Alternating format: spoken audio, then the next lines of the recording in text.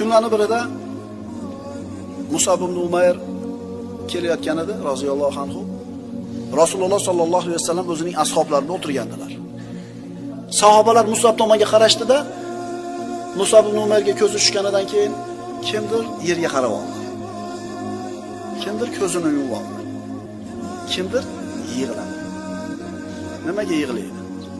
Islomdan avval hammani e'tiborni o'ziga tortgan, kiyimni eng zo'rini kiygan, atirlarni eng afzalini ishlatgan, yigitlarni guli bo'lib yurgan Musab ibn Umayr bugun yirtiq, yamoq, eski, yudab ketgan kiyimlarni kiyib kelardi.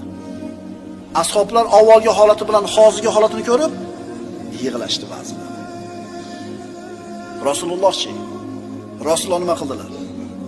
Bu holatni ko'rib, zavqlanib, muborak lablarida chiroyli bir tabassum paydo bo'lgan holda dedilar: "Laqad ra'aytu Mus'aban hada."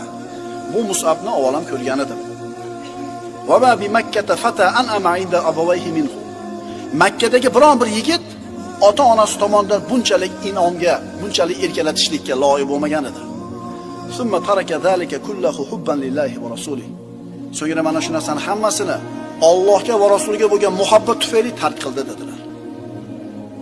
Ya'ni Rasululloh sollallohu alayhi vasallam achinib bas, zavqlanib, quvonib gapiryaptilar.